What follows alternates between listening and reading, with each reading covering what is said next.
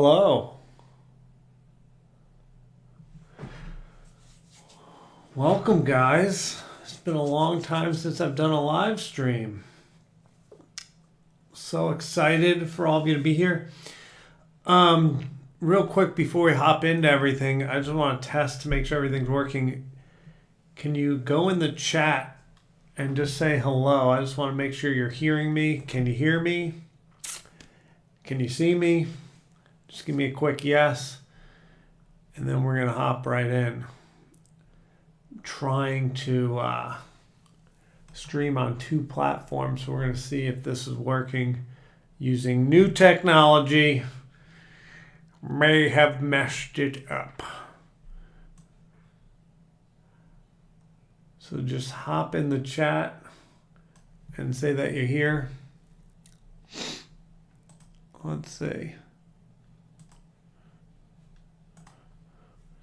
Is anybody here? Howdy, Tina. Whoa. Tina, it's been a long time. Thanks for showing up. Are you able to hear me, see me, Tina?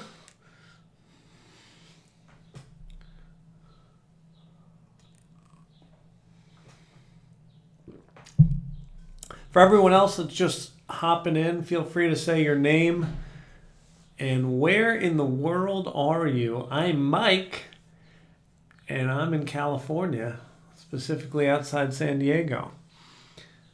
Where are the rest of you?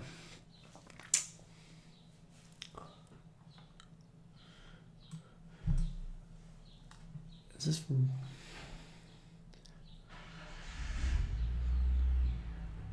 All right, is everyone able to hear me? All right, it's all working. How about that? So what we're going to do today is I want to leave this really open for all of you folks to ask your dating questions. Topics I'd love for you to ask about is anything in regards to dating, relationships, sex, online dating, self-love, self-improvement, and any topics in and around there we'll try to cover. For those that don't know me, I've been a dating coach for over 11 years. Had a really high success rate at getting folks into a relationship, 83%. We've historically been extremely good at strategy around how to go about dating to get into partnership. And now we're trying to move a little bit. We're going to keep that foundation of this system that gets folks into partnership. But we're also trying to move into the self-love space a little bit as well. I've known for a long time, for years and years and years, that dating is only going to be successful when you have a really good foundation in terms of loving yourself and feeling good about yourself, understanding whatever trauma and crap you have going on. And so then you bring a somewhat healed version of yourself into partnership that's able to work with. Now they have their trauma, they have their stuff. How are we going to smash these two things together and be in a successful partnership that doesn't need to end? So I've been in partnership for almost 2 years and doing a lot of work on self-love so that I can show up more effectively for my partner, Paige.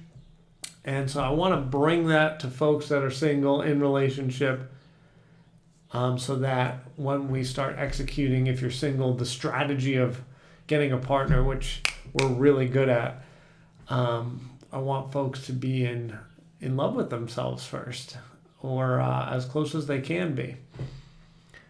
Christine, thanks for showing up. Fullerton, I believe that's California. Sexual sobriety. I guess you want to talk about that. Cool. Actually, I was going to talk about that basically anyway. So that really worked out. So I want to talk about the strategy or the the conscious dating plan, or whatever you want to call it.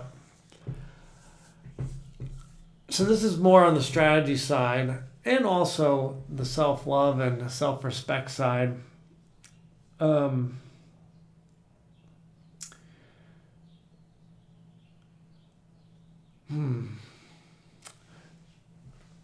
let's start with our system. So the system we've been using for professionally 11 years, probably for 20 years, has been 50-12-1, where we basically came up with a concept where if we ask 50 guys out online, we expect about 12 of them to say yes, and then from 12 we pick one.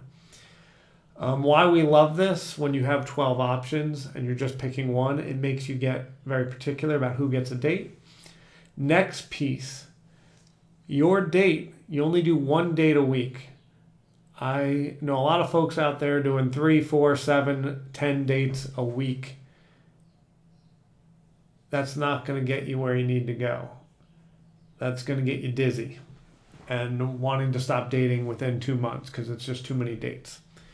So if you're serious about finding your partner, one date a week, and then on the conscious dating plan, or how Tina says it, is sexual sobriety, so we're not getting drunk, love drunk on our new partner, dates are once a week and they are for an hour and a half, no more. I'm sure we've all been there. I know I have, when you go on a 3-hour, a 5-hour, an 8-hour date.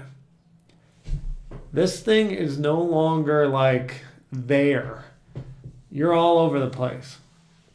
And someone who you may not even like, you're going to feel really connected to when you spend 8 hours with them and it's going moderately well to good. You're going to feel like this must be your partner. Things are going great. Like, this must be it. And then maybe you sleep with them, blah, blah, blah. If this happens on a first, second, third, fourth date, it can then cause us to feel attached to them. It can then cause us to skip the dating phase and go straight into kind of the relationship phase. And we still know nothing about this person. When we've met someone 4 times, we don't really know them. So instead, what would be more interesting, if you're looking for love, is 1 date a week, hour and a half long, no sex. Get to 6 dates to see if you are having that initial, like, this is going pretty well, and then keep going from there.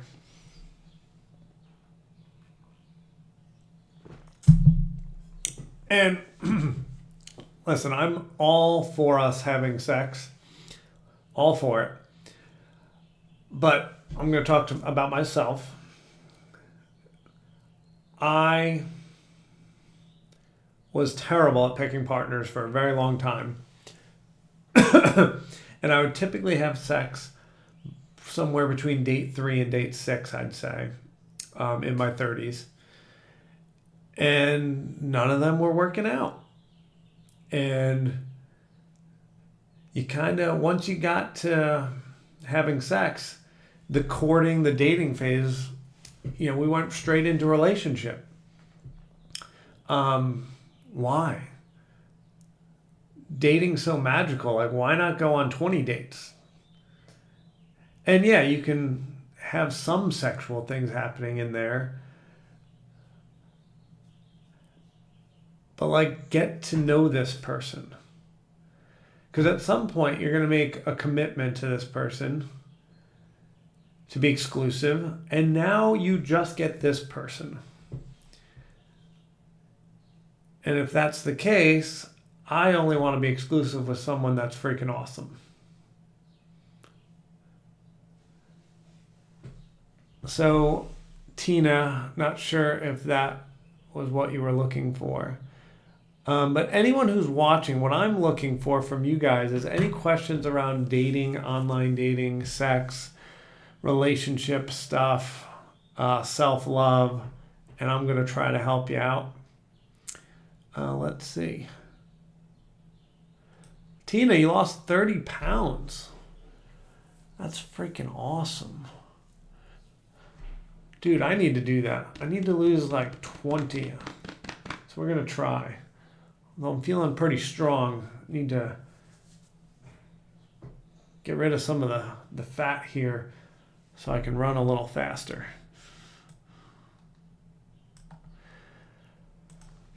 What questions do you folks have about dating? And don't be shy to message in here. And even if you don't have a question, feel free to tell me what part of the country or what part of the world you're in.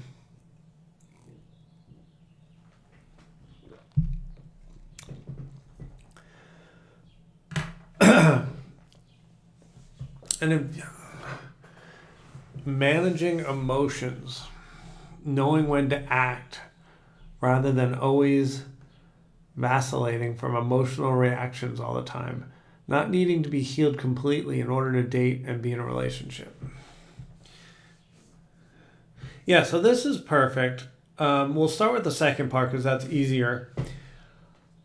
I used to be totally on this train that you need to be like self-actualized and fully healed to date. It's just totally inaccurate. And Heather, just pop in your question. I'll get to it after this. Thanks for asking. Yeah, you don't need to be fully healed. You just need to like be feeling like, hey, I like my life. I like me. Maybe I love me, and my life's pretty good. The most important thing is if you get into something that's not that great, you're willing to leave it to go back to this state. Is this state good enough? This single state, pretty fun, where if some guy kind of stinks, you're not going to be like, well, my single life was awful, so now this like mediocre relationship I'm going to stay in for a while. And what ultimately happens, and I hear this all the time, is it goes from mediocre to eventually awful, and then eventually turns into a breakup. And if they had a decent life as a single person, they never would have put up with any of this crap. So we can't date when we're not able to break up with people because we're in a place where we're either codependent or we just really hate our current life, so we're going to put up with this crap. Because sadly, I've been doing this forever, that turns into awfulness and terrible stories that we don't need to repeat. All right, so then your first question, and Heather, feel free to write in yours when you're ready. Know when to act. So Tina wrote, managing emotions, knowing when to act rather than always vacillating from emotion reactions all the time. It's such a great question.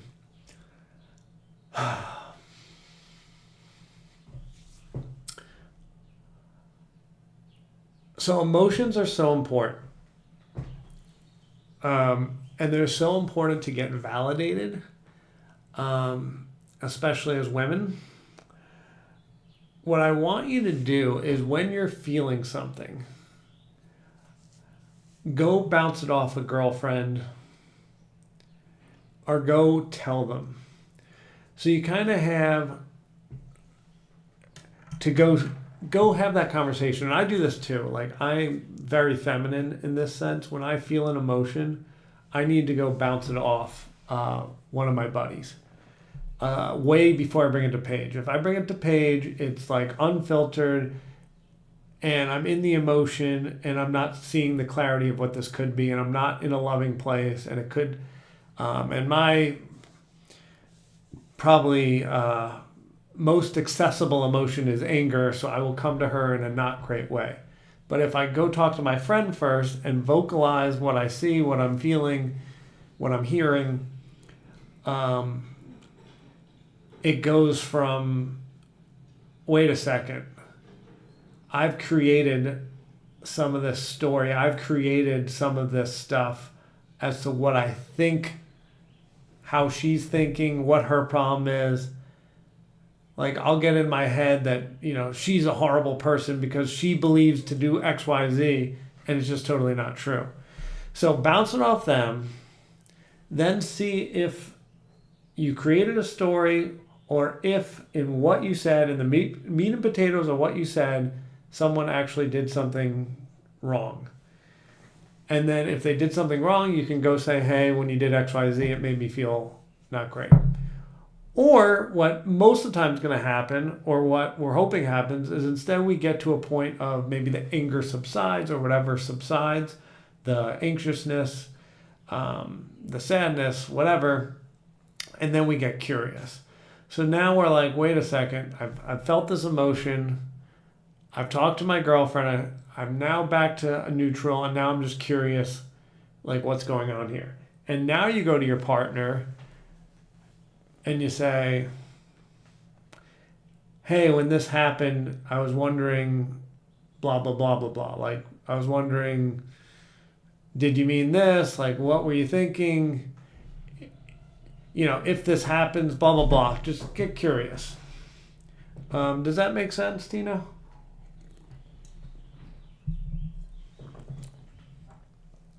All right, now let's move to Heather.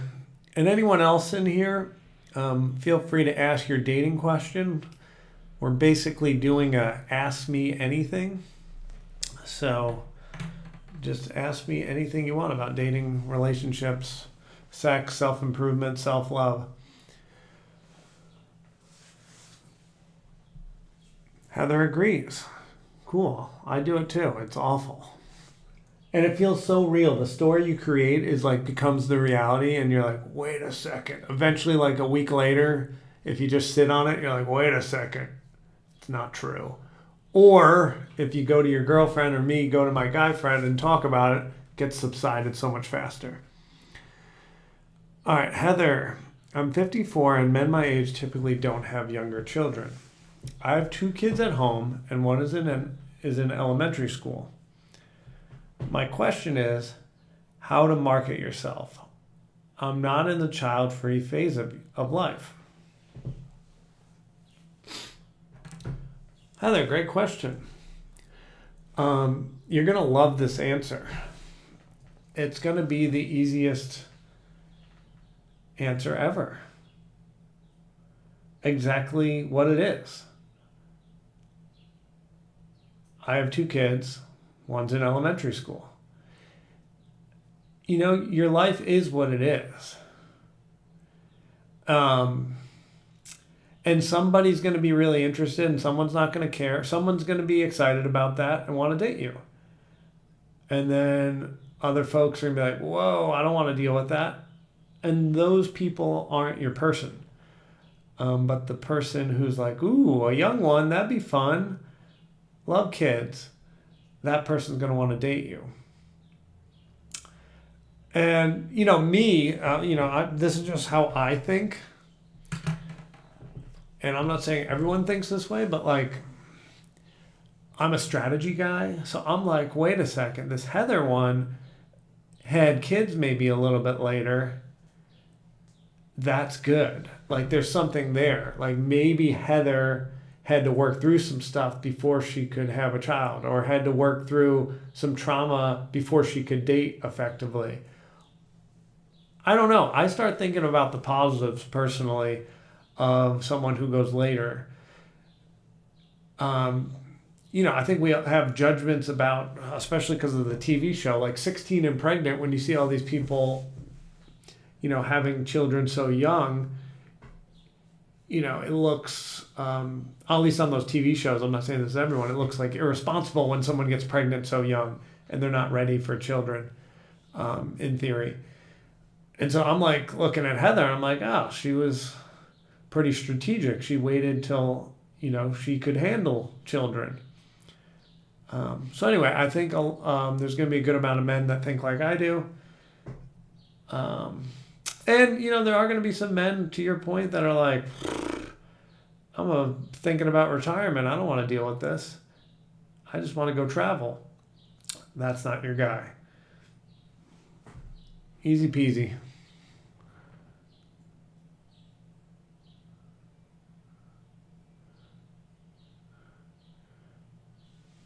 All right. Thank you, Tina. Heather, thank you for the great question, by the way. That That was brave of you to ask.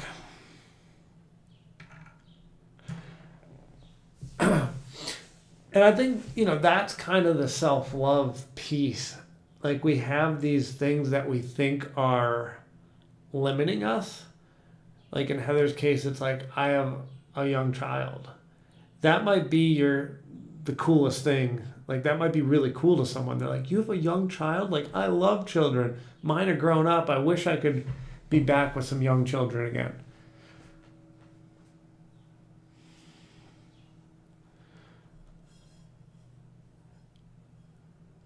If any of you have another question, we got a small group right here watching live, which is great. We've only got 10 people, so feel free to pop another question. Thank you for coming live. I'm sure, we're going to end up having maybe like a few hundred to potentially like 1,000 watch this. But since you're live, you get to ask questions and get them answered. Heather, I'm seasoned in life. See, that is great. And that's like this, especially on the internet, a lot of people go to me and they're like, oh, men only want to date younger women. Some of those men exist, and it's really interesting when you see someone, whether it be male or female, that's dating someone 20 or 30 years younger. It's like, that's newsworthy. That's interesting. So that's why we talk about it.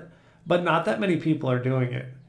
I think it's like 84 to 90%. I think it's well into the 90% of folks getting married are within 4 years of each other.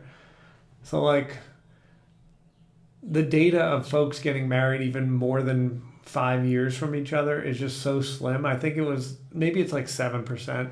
7% are 5 years or more. So then a whopping 93% of folks getting married are within 4 years of each other. And like, I'll speak for me, when I've tried to date folks prior to Paige, and I didn't do it very often because it was not really for me, but when I would date folks 6 years or 6 or 8 years younger than me, it just I didn't like it. I liked folks near my age. It was just easier to have conversation, and I think a lot of men probably agree.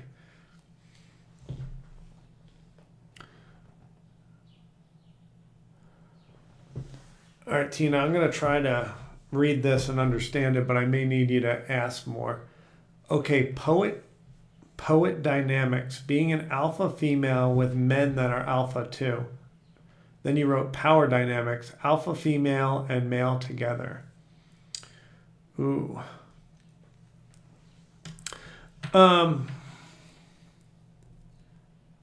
Yeah, great question. From what I've seen, you usually kind of need a little yin and a little yang to partnership. So you don't want to date someone opposite of you, but there are some opposite things. So what I mean is, from what I've seen of all the folks that I've gotten together over the years, very simple. You got to have the same values. So get the same values. But then there's usually going to be one person who's like the alpha, running kind of the relationship, or like pointing in the directions and just being maybe the more vocal one. And then the other person's maybe a little more quiet, and letting the other person steer a little bit. Typically, we've talked about, men being the leaders and then women being the followers is what we usually talk about.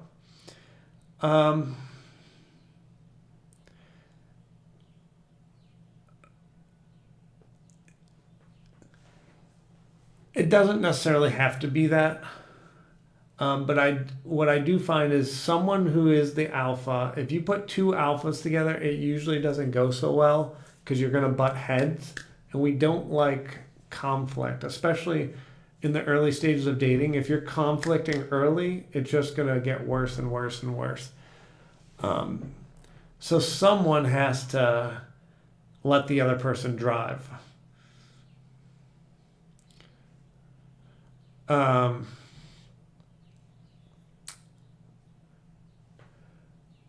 yeah.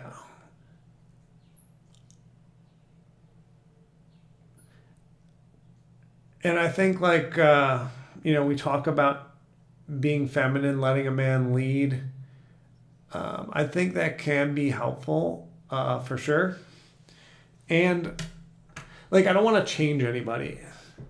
I think over the years, we've went to a lot of women that have a lot of masculine to them, the typical masculine traits, very powerful women, that powerful in the sense of using their voice and wanting to lead. Some of these women, that's just who they are. That's in their being. And then society's telling them be feminine. I don't want to say that. Be yourself. Be yourself and find a man who likes you for that. I have some very powerful women friends, especially Paige's friends. And what I've seen, and I have, some male friends that are just very submissive. They're still masculine men, but they have, they're more quiet, they're more reserved. And they've done better with these powerful, more extroverted, more vocal women. And the vocal women do better with these more quiet men. So yeah.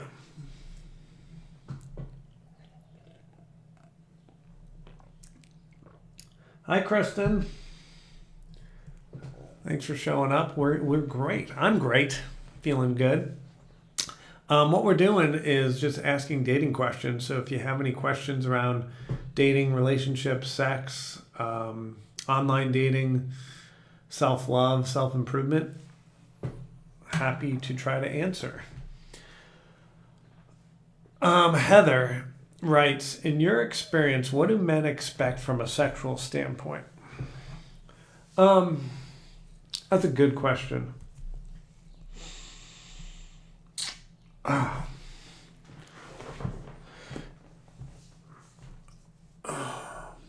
hate the word expect. Although maybe some men do expect. I think that's such a stupid way to live your life, expecting. That's when you get let down, I think. Life will let you down when you expect things. Any man, and I'm sure this has happened to men, and we've seen it, oh, I bought her dinner, and I picked her up, and I got her flowers. That means she has to have sex with me. We've probably seen that on movies or whatever. And maybe you've seen it in real life. That's stupid. If I was coaching that man, I'm don't do that. If you want to pay, there's no quid pro quo. It's just you decided to pay for things, or you decided to get her flowers because you wanted to get her flowers. She doesn't have to do anything. Ideally, she says thank you, but past that, and she doesn't even have to do that. She could throw them in the garbage. And might be don't want them. It doesn't matter. You decided I wanted to buy dinner. I wanted to get flowers. And then she decided to throw them out. That's it. Everyone can decide their own thing.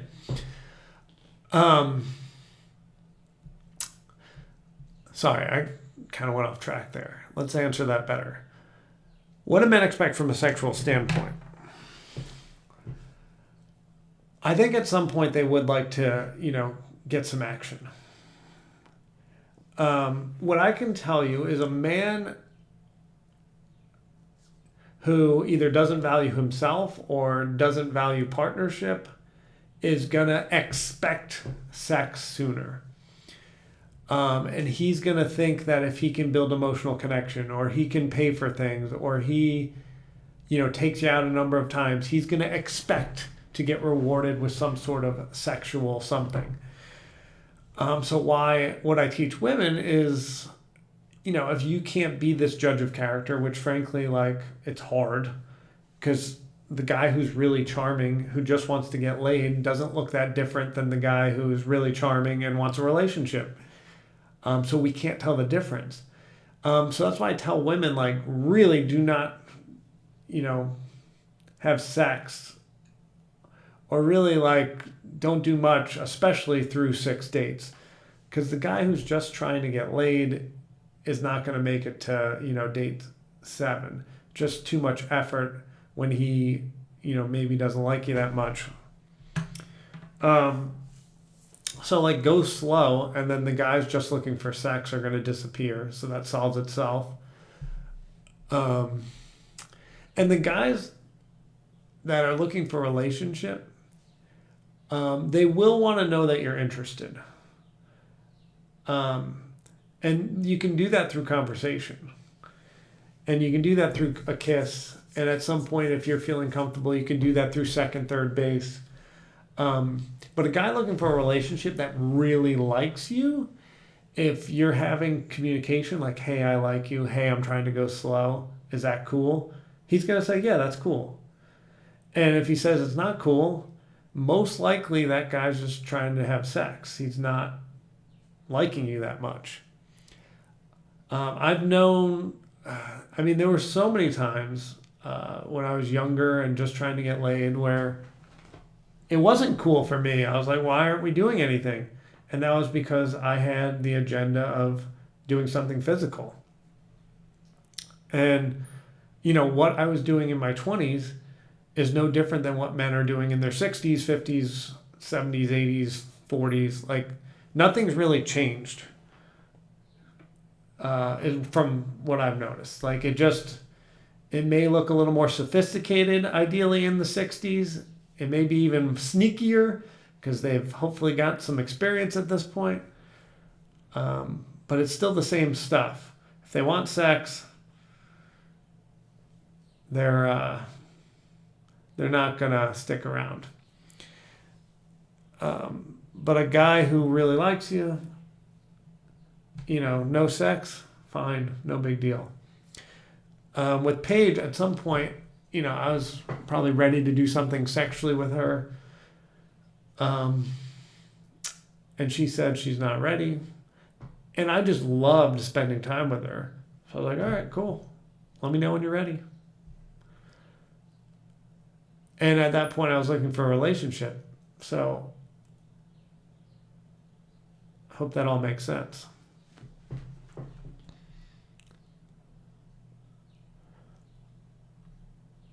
Tina, thanks.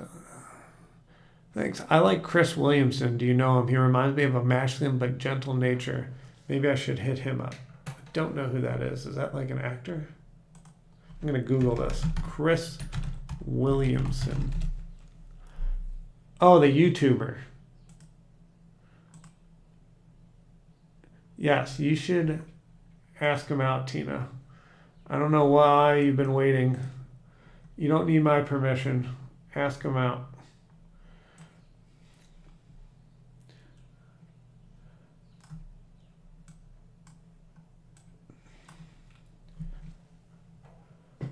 Also, isn't he pretty young? Isn't he in his 20s? Heather, fair point. Expect was not the best choice of words. Do men like women who own their sexual agency freely and openly? Playing games is really dumb. I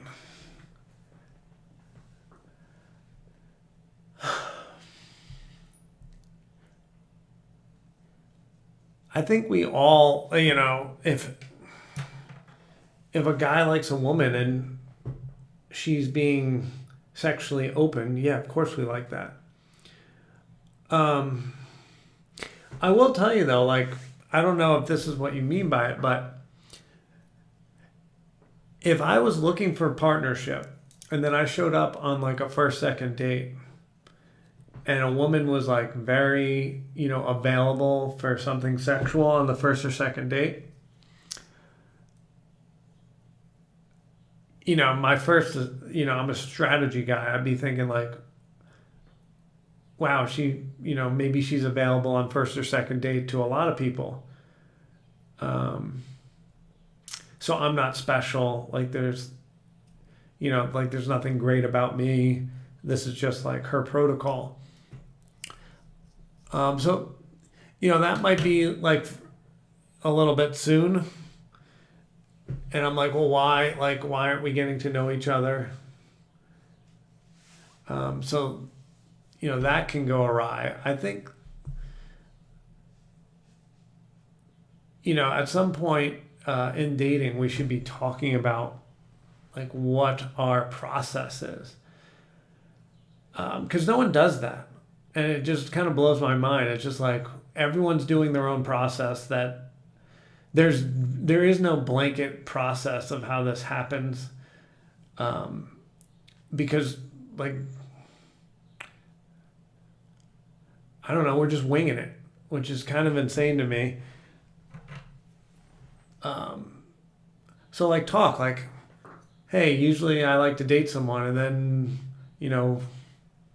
if things are going well, I like to be exclusive around XY time. I like to have sex around XY time. What the expectation is. Like, oh, I want to go slowly. What's slowly mean? Like, how many dates is that? Oh, I like to go fast. Or even if you're not looking for a relationship, oh, I'm like just here to have sex. Like, I'm looking to have friends with benefits. Like, we don't need to have some big mystery. We can have these conversations. So then we can be on each other's team.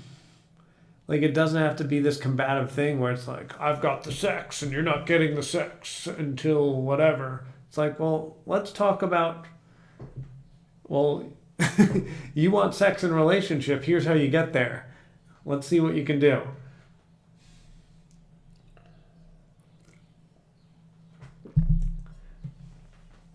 Tina writes, I'm 46. What age should I be aiming for?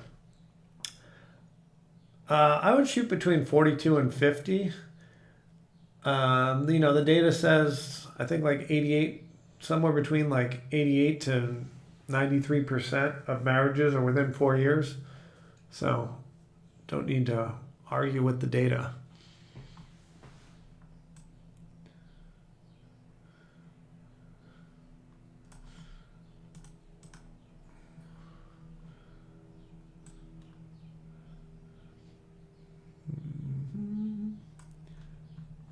What happened? Oh, there it is.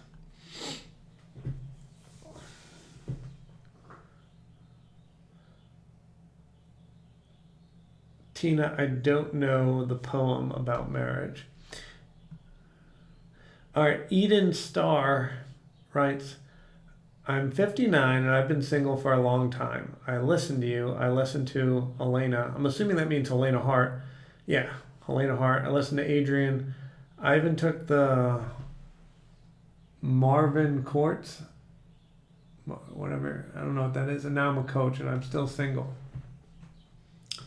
Cool. Everyone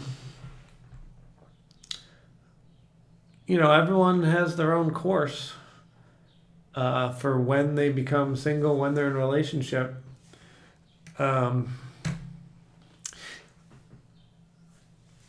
I just want to bring up something like that is not brought up enough. Like someone in relationship, someone married versus someone single. Like it's not like they're doing life right and you're doing it wrong, or they're happier than you, or blah, blah, blah.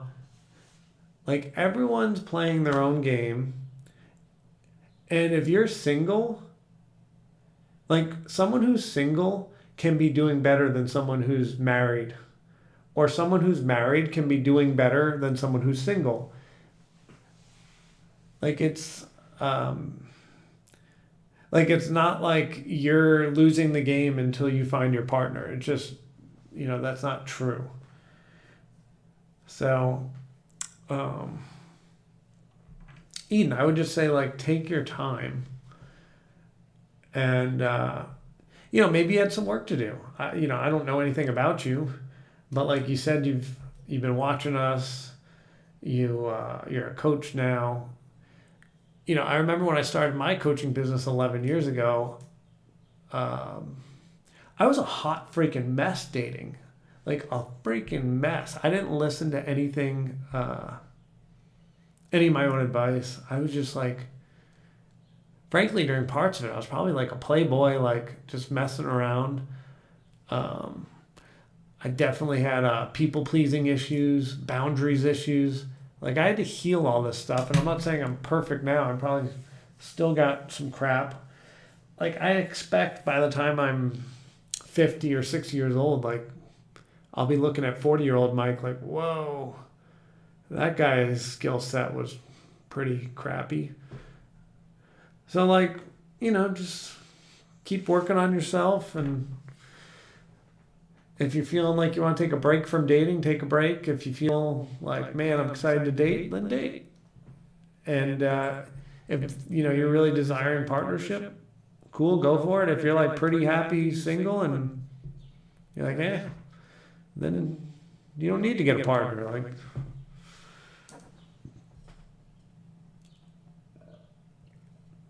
see ya, Heather. Thanks for joining us for a while. And thanks for the great questions.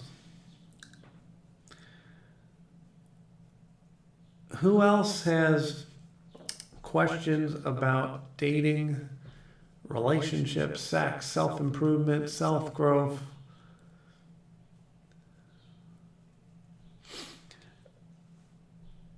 If no one asks anything in the next few seconds, I do have a little rant on self-love.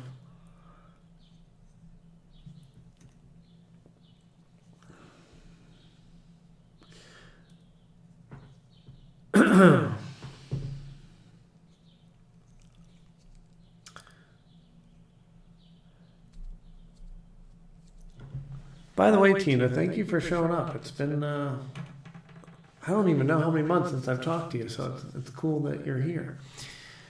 And everyone's here, but Tina's my buddy. Self-love.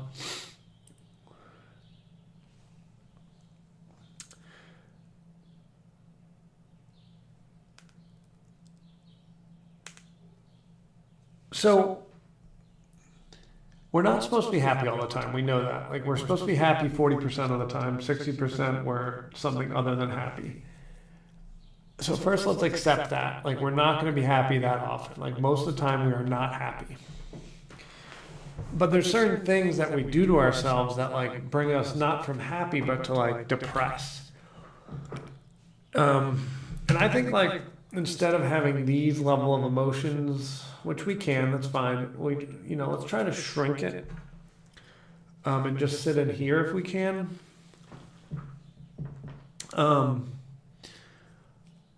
I think the first part to acceptance and self-love is like, what are the things that are bringing me way down here? Like, what on a weekly, daily, monthly, like, what are the things that are just like bringing me here? And am I doing that to myself? Because, like, frankly, almost everything we're doing to ourselves. Like, something happens, we decide how we feel about it, and if we decide to feel blue, I'll give you an example. Like, I wasn't working hard within this business. I became semi-retired and was laying on the couch looking for what I was supposed to do next, or I traveled the world with Paige, and then the last 5 months or so, other than doing self-improvement courses and working on my physical and mental state, I wasn't doing anything work-wise, and I was making myself wrong for it.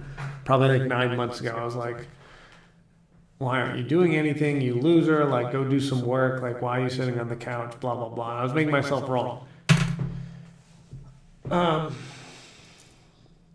So what if we decided that lazy Mike on the couch, there's nothing wrong with him.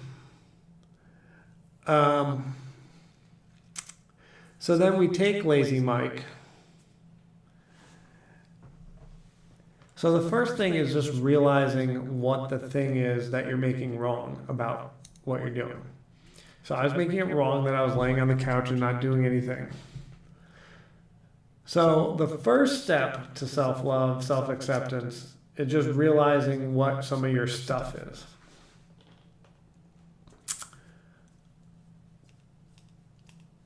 So that's some of the stuff.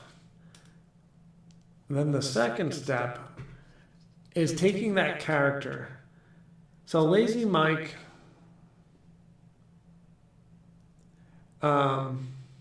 is great. Like, I love watching TV.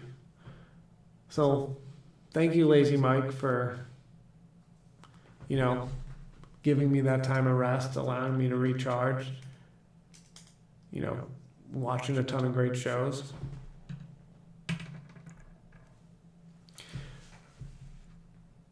And the other piece of Mike is another limiting character has been that I'm extremely hard on myself, which is really what that is. It's like, you loser, like, why aren't you doing anything?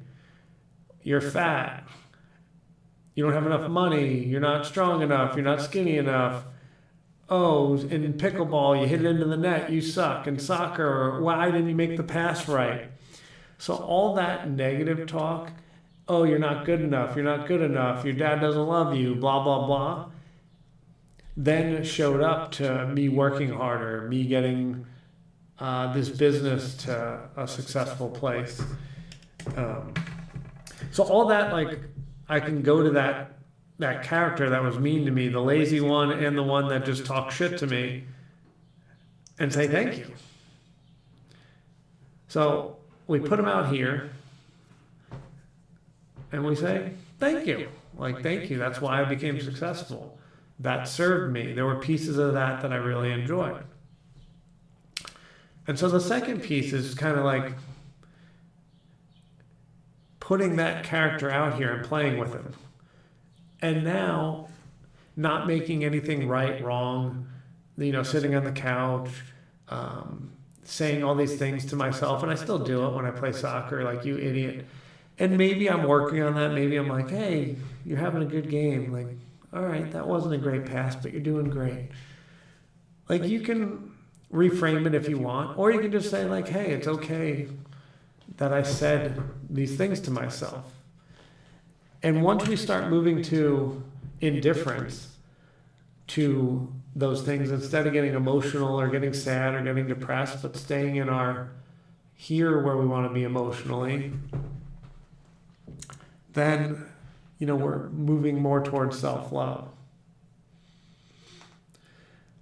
And so then what I've done is I created an affirmation that when I'm feeling down here or at the bottom of my thing, because I haven't been down here in a while, I've been getting here, because I'm doing better. I actually am doing better with this for the first time in my life, where I'm not going as depressed, because I'm feeling, when I am on that couch, I'm like, it's okay. And I'm feeling a little more indifferent to it. But then when you're feeling down here, you can have an affirmation to see if it kind of makes that limiting character go away. So I wrote it here. And so I can say it out loud, or I can say in my head, I'm compassionate, strong for myself and others. I'm compassionate, strong for myself and others.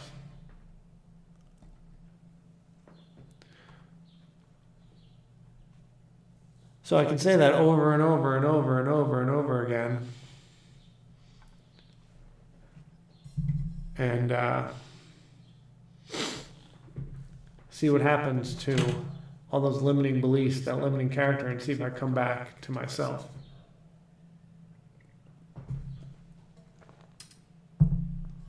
All right, Eden wrote, I've heard that alpha women would be better off dating beta men, but through their love can turn them into alphas.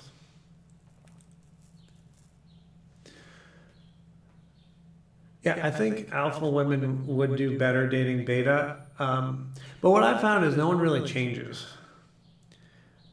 Like, we may move gently to something, But you know, if we're in alpha, we typically stay in alpha. If we're beta, we typically stay at beta. But yeah, there's like little nuance. We're not going to change who we are, but we can change some of our behaviors. Like maybe, you know, the beta never planned the dates, but now we've said, hey, it would feel nice if you plan the dates. And now the beta is taking that leadership role and planning the dates. But he's still a beta at heart. He's just planning dates now. If that makes sense. Eden. If anyone has any questions, that would be awesome.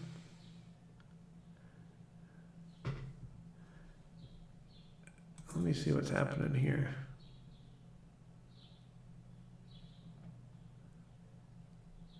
Oh wow, we had 242 viewers. I wonder who chatted.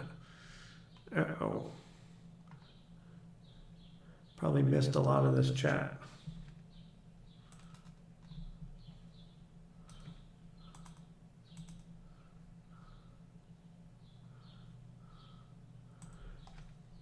I'm new to this.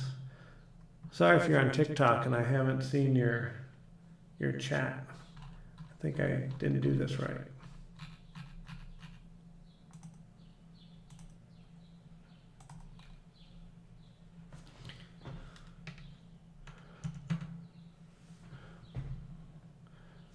Oops, I'm gonna have to fix that for next time.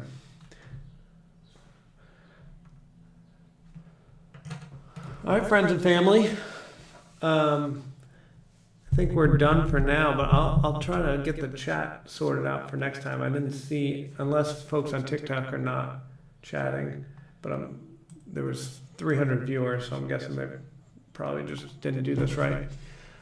Anyway, we'll see you. We're going to try to do this weekly. We'll be back next Thursday at 5 o'clock Pacific. If you're on TikTok, say hi. TikTok, where, just say your, what country you're from, or if you're in the US, what state. How many people are viewing?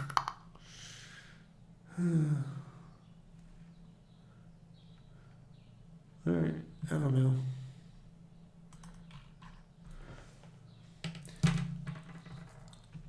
All right, love all of you. We will see you next Thursday at 5 o'clock.